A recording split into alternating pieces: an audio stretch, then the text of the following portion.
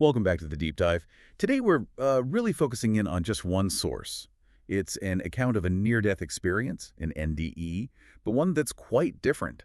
It involves terror, a fire, and, well, a really specific apparition. That's right. We're looking at the experience of Russell FDE 9743, and what makes it stand out is, the almost complete lack of that peace or tranquility people often associate with NDEs. Okay, so let's set the scene. This happened back in 2013. 2013, yes. A really intense crisis moment.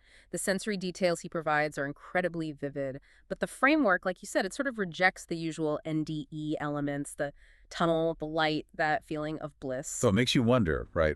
When your consciousness is that heightened under that much stress, what kind of reality does the mind actually, well, construct? Correct. Or perceive? Exactly. All right, let's get into the crisis itself. Yeah. There's this camper van, it's newly acquired.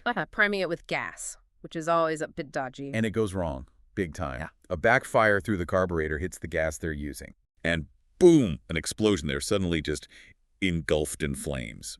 Now, the friend who is in the driver's seat, he actually manages to get out pretty quick. His window was down, I read. Yeah, window down, so he scrambles out, even though he himself is on fire. But the witness, our source, he's in the passenger seat, and he's trapped. Instantly trapped. Think about it. The window's shut, the door's locked.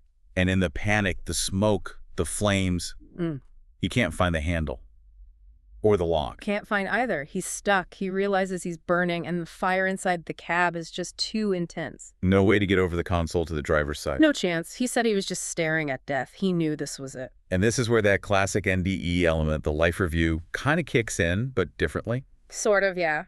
He said his life flashed before his eyes, but it wasn't like his whole life story. It was incredibly focused, laser-focused, he said, on his kids. His son and daughter. How old were they? 4 and 1, I think. A 4-year-old son, a 1-year-old daughter. That primal need to survive for them, the fear was immense. Okay, so he's trapped, burning, thinking of his kids. Certain this is the end. And then something impossible happens. Utterly impossible by normal physics. While he's watching the flames, completely resigned, the passenger door, it just opens. By itself? By itself. He specifically says he watched it swing open. Just disbelief. Wow. And that's his escape route. That's how he gets out. Scrambles out of the burning truck. Okay, this is critical, and maybe you can clarify this for everyone listening. He wasn't clinically dead, right? His heart didn't stop. No, absolutely not. He's very clear on that. He didn't die and come back. In fact, he described his state of consciousness as more than normal, hyper alert. And he put that down to adrenaline. His words were a lot of adrenaline. Which makes sense, physiologically. But does it? I mean, adrenaline explains the hyper-awareness, the fear maybe. Yeah. But does it explain the door opening by itself? That's the million-dollar question, isn't it? Adrenaline gets you ready to fight or flee, heightened senses. But spontaneous door opening, that's not in the textbook effects. And it doesn't really prepare you for what he sees next either, does it? Not at all. Because what he sees isn't some vague shape or flash of light you might maybe associate with trauma or hallucination. No, it's incredibly specific. He gets out of the truck, and there's someone standing there, an entity. And the description, it's like he's recalling someone he just met. Very detailed. Tell us, what did he see? He described a man, tall, large build, tan skin, curly black hair, and a distinct beard. Okay. And the clothes were specific, too. A simple tunic with a rope for a belt and leather sandals. Sandals. Yes, and he even noted the detail, leather straps that went up the man's ankles. That's a lot of detail for a moment of extreme trauma and fire. The sandals, particularly. It's almost forensic, isn't it? Remember the ankle straps? It feels extraneous, yet it clearly burned into his memory. But here's a part that just breaks reality. The man wasn't solid. No. He was translucent. The witness could see through him. See what? The brick wall that was behind the figure, he could see the wall straight through the man's body. Okay, hold on. So you have this incredibly detailed figure, tunic, beard, sandals with ankle straps, but he's see-through. Exactly. That's the first major paradox. Physically specific, culturally identifiable perhaps, but materially impossible. And did it do anything? Say anything? No words. It just looked at the witness. And he said the head was tilted to the side. How did he interpret that look? His impression was, and this is a quote, like, I was not supposed to see him. Wow. like an observer caught in the act. Something like that. Like this being wasn't meant to be visible in our reality. And then the reality check comes crashing in with his friend. Right, the friend who'd gotten out first, still on fire, trying to put himself out. What did the friend do? He ran, and he ran right through the spot where this translucent man was standing. Through him. Straight through the space the figure occupied, and the friend didn't react at all. So the friend saw nothing. Absolutely nothing. Completely oblivious. Later confirmed he saw no man, translucent or otherwise. So you have this tiny, incredibly intense, shared space. Two men, both on fire, fighting for their lives. And one sees this detailed, impossible figure, while the other, literally passing through the same coordinates a second later, sees only fire and chaos. The cognitive dissonance is just immense. And what happened right after? Did the figure vanish? It seems so because the witness's attention immediately snaps back to the physical crisis. He jumps on his friend to help smother the flames, and he even mentions how hard it was because the ground wasn't dirt, it was covered in these large, loose rocks, difficult to roll around on. So very much grounded back in physical reality and his challenges. Instantly. But that vision remained absolutely real to him. He's told the story hundreds of times, apparently, always with the same conviction. It happened. Which, for us trying to understand these things, is key. A subjective experience that was intensely real, but demonstrably not part of the shared objective reality of that moment. Precisely. Okay, let's pull back a bit and use our NDE checklist. It helps frame things, especially when an account like this kind of breaks the mold. It really does. Yeah. And looking at that checklist, what's striking is how much is absent. Right. So what wasn't there? Did he feel like he left his body? No. No out-of-body experience reported. Did he see a tunnel? No. No tunnel. What about the famous bright light, that unearthly light people talk about? Also absent. No brilliant light. And crucially, Perhaps. no feeling of peace, no overwhelming joy or unity. None of that, which is a major deviation. The typical NDE narrative often involves fear initially, yes, but then it gives way to this profound peace, this sense of unconditional love. But not here. Here, the dominant emotion remained fear. Fear and that intense, adrenaline-fueled hyper-awareness focused on survival. It stayed locked in what you might call a survival crisis vision. Did his thoughts speed up? Did time feel altered? He reported neither. Thoughts weren't accelerated, time perception felt normal. Senses?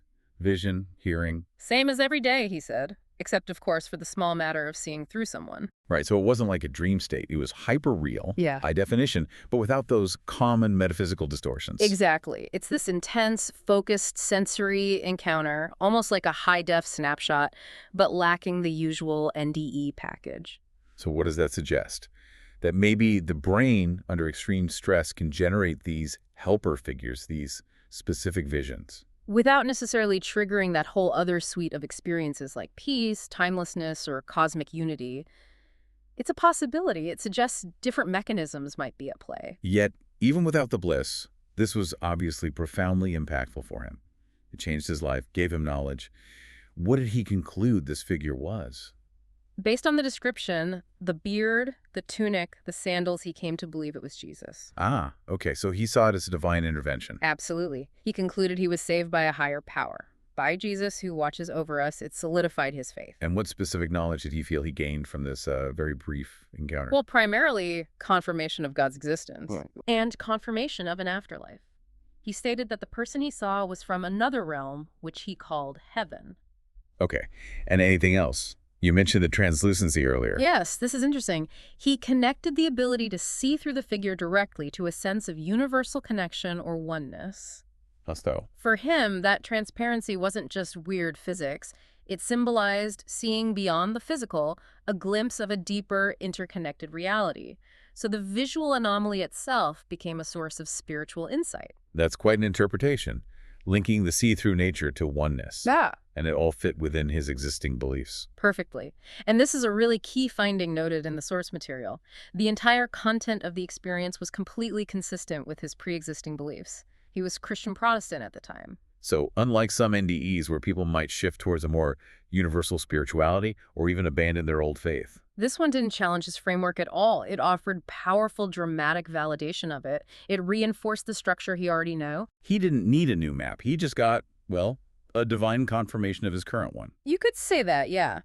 And the aftermath reflects how significant it was. He reported major life changes afterwards. And he didn't know about NDEs beforehand. No prior knowledge claimed. Yet Yeah, he says he remembers this event with more clarity, more accuracy than other things happening in his life around that same period. like a cognitive anchor point. It reset his timeline in a way. It certainly seems like it functioned that way for him. So let's just recap the core elements. We have a man fully conscious, terrified, hyper-aware due to extreme physical danger. Check. In that state, a very specific, culturally familiar figure appears. Check.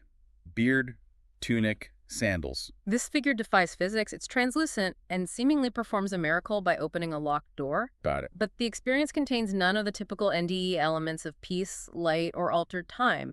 It's grounded in fear and immediate reality, except for the apparition itself. Which leads to this inescapable paradox, really. Extreme danger, raw fear, producing this tangible yet impossible vision that reinforces existing beliefs without any of the usual comforting NDE sensations. Yeah, it really suggests that profound spiritual insight, or at least what's perceived as such, doesn't have to come packaged with peace and tunnels. It could be delivered perhaps in a flash, a sharp, maybe even terrifying visual encounter that just slots perfectly into your worldview. Which leaves us, and leaves you listening, with this profound question about shared reality. Right. Two people, inches apart, facing the same fiery death. One receives this incredibly detailed, life-altering vision that confirms his spiritual beliefs. The other sees absolutely nothing except the fire. What does that tell us? What does it mean when such a powerful, validating experience is totally private, totally invisible to someone sharing the exact same horrific moment? And think about the figure's reported demeanor, like I was not supposed to see him. If the intervention, opening the door, was real, but the intervener wasn't meant to be perceived, what does that imply about how these things might work? Lots to think about there. What stands out most to you? Thank you for listening to Borrowed Time NDE Podcasts. If you enjoyed this episode, don't forget to like, subscribe, and turn on the notification bell so you'll never miss a moment of inspiration. Until next time, wishing you an extraordinary and truly wonderful time on your journey through life.